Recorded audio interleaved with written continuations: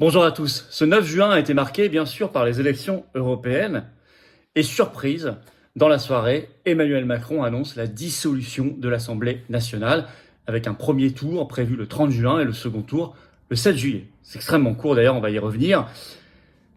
Alors on va revenir un peu aussi bien sûr sur les européennes, mais il est certain maintenant que l'événement politique, c'est cette dissolution de l'Assemblée nationale. On va beaucoup en parler. Et nous lançons, je l'ai fait dès hier soir et je vais détailler ici, et vous allez pouvoir renforcer, si vous en êtes d'accord, cet appel. Nous lançons l'appel solennel, historique, à la constitution du bloc souverainiste, pour être au rendez-vous de l'histoire, parce que ce qui va se jouer là est très important, pour être unis et pour influer sur le cours des choses et déjouer le piège de Macron. La rapidité avec laquelle les élections législatives sont convoquées, inédit dans la Ve République, vous allez voir, vise à escamoter les grands débats, notamment la guerre, notamment l'Europe, notamment l'avenir des grandes politiques publiques, l'existence même de la France. La seule façon de déjouer ce piège de Macron et d'avoir ces grands débats, d'influer sur le cours des choses et de se préparer à la prise de pouvoir qui viendra, c'est ce bloc souverainiste. Vous pouvez d'ores et déjà l'appuyer en signant la pétition nationale pour le bloc souverainiste qui est en lien sous la vidéo en description dès maintenant. Je vous invite à la signer et à la partager massivement. Ainsi que de vous abonner à cette chaîne YouTube pour diffuser ces vidéos par un petit clic en dessous sur s'abonner. C'est un clic et c'est gratuit. Faites-le peut-être maintenant, c'est extrêmement important. Et il est important aussi de nous rejoindre. Vous pouvez nous aider en adhérant, en réadhérant aux patriotes, en faisant un don au mouvement. Pour l'aider, il va falloir payer les européennes maintenant qui ont coûté 1 million d'euros. Vous avez vu des élections qui s'enchaînent. Et puis on n'abandonne pas les actions. Au contraire, j'irai dans quelques jours déposer toutes vos attestations devant le juge d'instruction belge sur l'affaire, notre plainte pénale contre Ursula von der Leyen sur les contrats avec Pfizer. Ça coûte. Vous pouvez faire un don au mouvement dès maintenant ou adhérer, réadhérer si vous adhérez à cette proposition, notamment de bloc souverainiste, pour la renforcer. Les liens pour le faire sont les 2 premiers liens sous la vidéo en description dès maintenant. Ils sont sur les-patriotes.fr aussi dès maintenant. J'y reviens en fin de vidéo. Alors, les élections européennes d'abord. Bon, une participation en légère hausse à 51,4%. Alors, les médias disent que c'est la plus importante depuis 1994, certes. Enfin, c'est quand même pas fameux, hein. Ça veut dire quand même qu'il y a quasiment un inscrit sur 2 qui est resté à la maison. Bon. Alors, les résultats, en fait, ils sont très conformes au sondage. Il y a eu une très grosse surprise dans cette élection européenne, mais elle vient pas des résultats, elle vient des conséquences politiques, notamment cette dissolution. Les résultats en eux-mêmes sont très conformes au tout dernier sondage. 31,3% pour le RN, le Renaissance, donc Valérie Ayé, 14,6%, Glucksmann, 13,8%, nous-mêmes, 1%. 230 000 voix. Alors, c'est plus qu'en 2019. On avait fait 147 000 voix, donc c'est 83 000 voix de plus. Et je remercie chaque électeur ici. Et je remercie les personnes qui ont pris la peine de se déplacer, parfois qui ont cherché des bulletins de vote. Je vais y revenir. Parce qu'il y avait une désorganisation générale par l'État. Mais bien sûr, je ne vais pas dire que je vais pas sauter au plafond pour 1%. Bien sûr que c'est décevant. En réalité, aucune force souverainiste ne se distingue dans cette élection. Et faute d'union qui allait jusqu'au bout, même si la nôtre était la plus aboutie en termes de rassemblement, mais il n'y a pas eu d'union totale des souverainistes, ce qui a empêché le déclenchement d'une vraie dynamique qui aurait permis de faire monter tout ça. L'UPR est aussi à 1% environ, en très légère baisse par rapport à 2019, et les autres forces frexiteuses sont inférieures à 0,1%. Alors, bon, je vous passe LFI, LR, Reconquête, tout ça, ce sont des scores à peu près conformes au tout dernier sondage, entre 5 et 9%. Peut-être LFI un peu plus élevé que prévu, même si on avait vu une hausse cette semaine, la dernière semaine, dans les enquêtes d'opinion. Alors, je dis bravo d'abord aux militants, parce qu'il y a une chose dont on peut être extrêmement fier, c'est que nous avons exposé nos idées pendant cette campagne des élections européennes, et nos militants, par le collage d'affiches, la distribution de tracts, les adhérents patriotes, les sympathisants, qui peut-être n'avaient jamais fait campagne jusqu'ici d'ailleurs, ont été remarquables, et je vous félicite tous, ainsi que leurs référents, leurs délégués, qui ont organisé les choses dans les départements extraordinaires. Et un grand, grand bravo, on peut être tous très fiers de nous, vous pouvez être fiers de vous là-dessus. Diffusion, exposition des idées comme jamais. Le Frexit, la paix, les libertés, notamment plus présentes que jamais dans l'espace public. On a créé un socle de rassemblement avec Via la Voix du Peuple, avec le Cercle Aristote, avec Génération Frexit, avec des personnalités de la résistance. Et il est acquis, il est consolidé, il ne se démentira pas. Ça, c'est un acquis.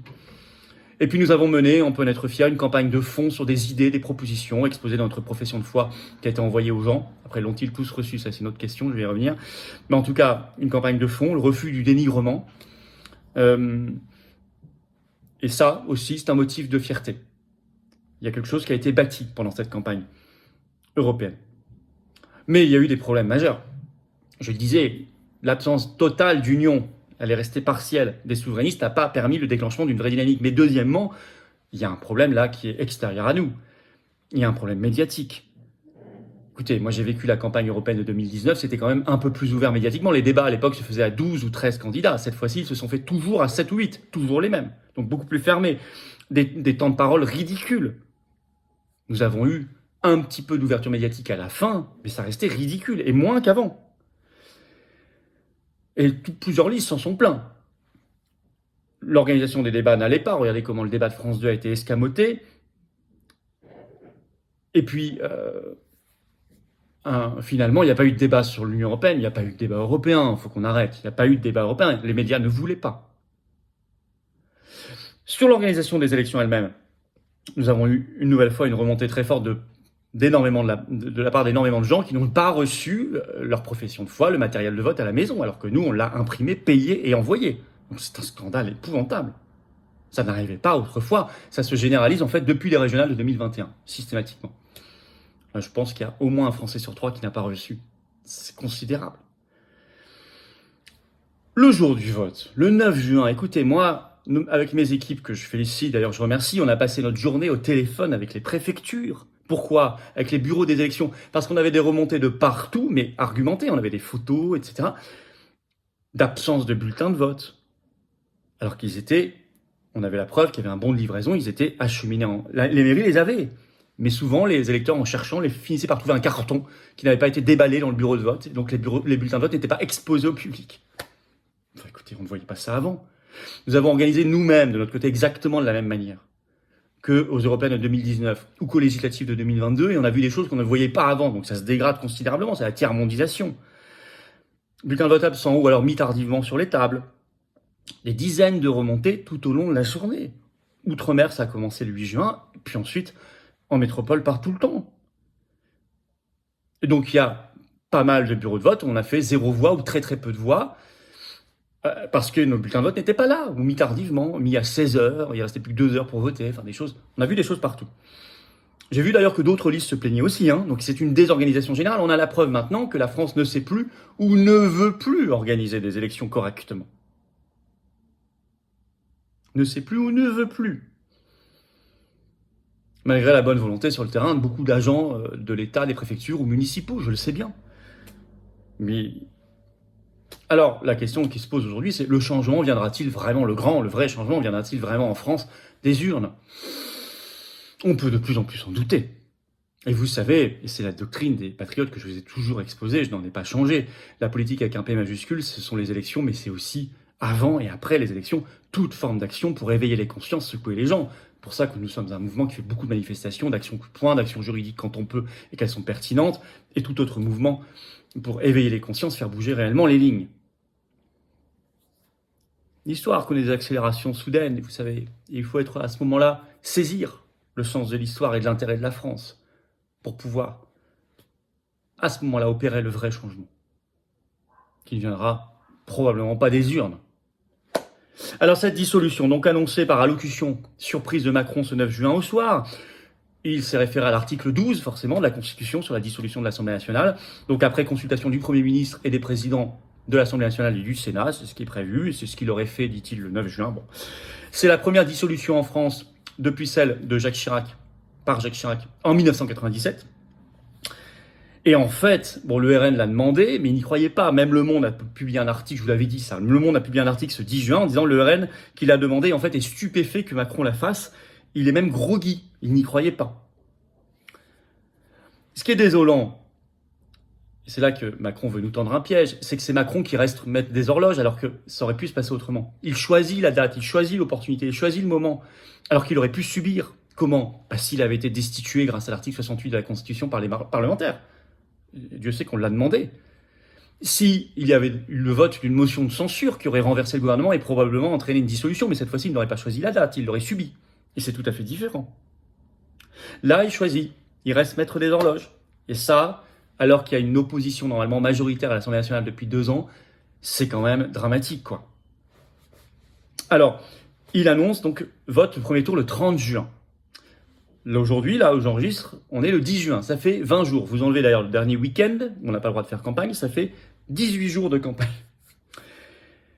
C'est une rapidité et un délai inédit dans la Ve République, ce qui prouve qu'il veut escamoter le débat et qu'il veut piéger les gens. Le général de Gaulle avait annoncé pendant les événements de 68 une dissolution le 30 mai, qui avait eu lieu le 23 et le 30 juin. Donc même là, il y avait un peu plus de temps. On peut d'ailleurs remarquer que Macron organise le premier tour le 30 juin. 68, de Gaulle, c'était le second tour le 30 juin. Bon, que Macron ne se prenne pas pour de Gaulle. Hein. Si c'est ça son intention subliminale. Bon, on ne compare pas les géants et les vermisseaux. Alors, il sait ce qu'il fait. Il sait ce qu'il fait. Il va organiser les choses dans une situation qui rend très compliqué pour les forces politiques d'être présentes. Figurez-vous qu'il faut que ce vendredi 14 juin, tous les candidats aient rempli leur dossier de candidature. Donc et vous ne pouvez pas vous imaginer la logistique derrière tout ça, l'organisation. Les gens sont partout en France. Enfin, c'est très compliqué. Donc il y a un défi d'organisation. En plus, on vient de sortir d'une campagne. Pour se retourner, c'est très compliqué. Et financièrement, excusez-moi, mais c'est extrêmement compliqué. Ça coûte. Je vous rappelle qu'en France, ce sont les candidats qui payent les bulletins de vote. Nous-mêmes, n'ayant pas fait 3% européennes, on n'est pas remboursé de la campagne par l'État. On n'est pas remboursé. Du tout. Et là, il faudrait repayer des bulletins de vote, des affiches, des professions de foi. Bon. Alors. On peut déjouer ce piège de Macron. Parce que là, il nous laisse, en gros, même pas 20 jours pour débattre de l'avenir de la France. C'est pas rien, une élection législative. Je rappelle que l'article 20 de la Constitution prévoit que le gouvernement détermine et conduit la politique de la nation. Alors 20 jours, même pas pour débattre des grandes politiques publiques françaises, économiques, agricoles, migratoires, de sécurité, de liberté, de santé, etc. 20 jours pour débattre de l'Europe qui doit devenir ou pas un État. C'est quand même pas rien, ça. Et donc la France est rayée d'un trait de plume. 20 jours pour débattre de la Troisième Guerre mondiale. Parce qu'on parle de tout ça, mais n'oublions pas la folie à côté. L'escalade organisée par les forces otaniennes, euro-atlantistes. 20 jours pour débattre de la guerre. C'est pas sérieux, c'est une insulte au peuple français. C'est un piège. La seule façon de déjouer le piège de Macron, c'est d'être à la hauteur de l'histoire, pour nous souverainistes. Pour forcer à ces vrais débats et avoir l'influence suffisante, peser suffisamment sur les gouvernements, quels qu'ils soient demain, et ensuite pour arriver nous-mêmes et prendre les rênes du pays, arriver nous-mêmes aux responsabilités, au pouvoir. Car il faut être prêt. Les Français, quoi qu'ils choisissent le 30 juin et le 7 juillet, se rendront compte de toute façon et comprendront qu'il n'y a pas d'alternance réelle dans l'Union européenne, dans l'euro, dans Schengen, dans l'OTAN, dans l'OMS. Il n'y en a pas possible. Et donc, nécessairement, ce sont les souverainistes, les frexiteurs, qui vont, à un moment, devoir assumer les responsabilités. Pour préparer tout ça, et avant même d'assurer les responsabilités, peser, forcer à ces vrais débats, déjouer le piège de Macron, il faut constituer le bloc souverainiste. Vous pouvez reprendre d'ailleurs le mot dièse, bloc souverainiste, tout collé, B majuscule, S majuscule, sur vos réseaux sociaux, notamment si vous êtes sur X Twitter, pour le rendre visible. S'unir enfin à partir de notre socle de rassemblement, puisque notre liste, elle, a fait cet effort de rassemblement. Je le disais, 3 formations politiques, Génération Frexit, Via la Voix du Peuple, les Patriotes, que j'ai l'honneur de présider, vous y ajoutez le cercle Aristote, des personnalités de la résistance, c'est un socle fort de rassemblement et durable, parce qu'il y a une alchimie, et tout le monde a envie de continuer à travailler ensemble. Mais solennellement, je me tourne vers République Souveraine, vers l'UPR, vers Debout la France, en disant « Constituons tous ensemble le bloc souverainiste. Si nous avons des candidats communs partout en France à ces élections législatives, nous pèserons, nous créerons la dynamique et l'espérance, et nous déjouerons le piège de Macron. » C'est ça, être à la hauteur de l'histoire. Et vous pouvez soutenir cet appel par la pétition nationale pour le bloc souverainiste sous la vidéo en description. Vous avez le lien pour la signer, la partager, la relayer. C'est quand même l'existence même de la France qui se pose. Et d'une certaine conception de l'humanité, de l'humain. Nous saurons très vite, dans les heures et jours qui viennent, si ce bloc souverainiste peut se faire, s'il y a une volonté en face. Nous le souhaitons. Je rappelle que cette proposition a été émise dès hier soir aussi via la Voix du Peuple Jean-Frédéric Poisson, soutenue immédiatement par Génération Frexit, qui s'appelle maintenant Reprenons le contrôle. Donc il y a un accord déjà. Et si le bloc souverainiste va jusqu'au bout, que nous avons des réponses favorables en face, aux forces politiques, de la part des forces politiques que je viens de citer, alors nous pourrons y aller. Mais notre position de présence à ces élections législatives très rapides, très coûteuses, dépendra de cela. Je réunirai très vite les instances de notre mouvement, les Patriotes, les instances statutaires, pour en discuter, pour en débattre en interne. Il faut bien être conscient que selon qu'il y aura ou pas un bloc souverainiste, nous pourrons ou pas assumer cette possibilité d'être présents aux élections législatives.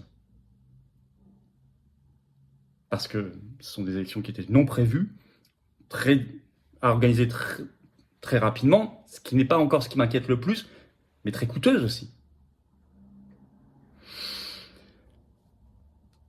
Cette dynamique peut se créer. Le bloc souverainiste peut voir historiquement le jour là.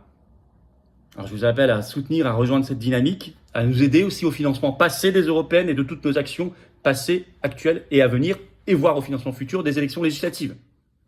Tout de suite, par une adhésion-réadhésion, c'est le premier lien sous la vidéo en description aux Patriotes à faire, ou faire un don au mouvement, c'est le deuxième lien sous la vidéo en description. Je vous invite à le faire maintenant. C'est défiscaliser aux 2/3 de vos impôts. Ce sera utile, particulièrement maintenant.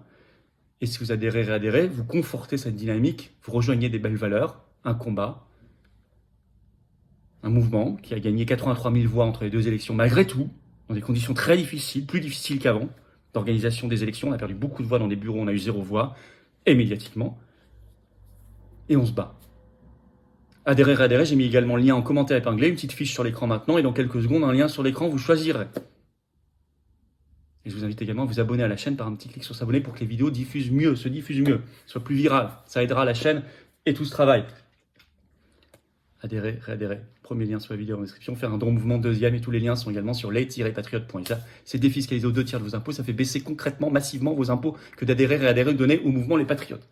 Bravo aux donateurs, aux réadhérents. Bienvenue aux nouveaux adhérents patriotes. Vive le bloc souverainiste et vive la France.